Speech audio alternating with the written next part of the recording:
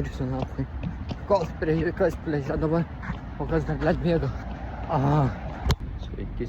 Ir aš sugalvojau, kad ant 30 laipsnių temperatūros reikia back on track ir prasibėgti. Čia 5 kilometras.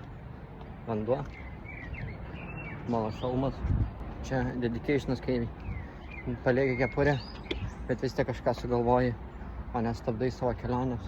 Tai šiaip kalbant, nesvarbu koks oras, nesvarbu ant kiek jūs esat pasiruošę, bet jeigu jūs kažkokį turit tikslą, norą kažkur tobulėti, ir čia kalba eina ne vien tik tai apie sportą, tai darykit, judėkit, nesvarbu, ar tingit, ar netingit, nes nieko darydami jūs nieko nepasieksit. Svarbiausia yra disciplina, daryt ir tiek.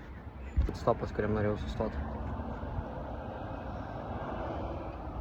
Kelionė baigta, įveikėm 10 km, įsidėjau savo šlapę maikę ir galiu pasakyti, kad kelionė nebuvo pati lengviausia. Buvo tikrai daug minčių pasiduoti, mesti ir taip toliau, bet perlipau per save ir užsimotyvavau bėgti iki galo, nors mažai trūko, kad atsijungčiau kokius 3 kartus, bet darykit tai, kas jums patinka, niekada nepasiduokit, bet faktas atkreipkite dėmesį ir į sveikatą, nes tai yra irgi labai svarbu ir nepušinkit savęs už limitų. Viso geros dienos, dar susitiksim.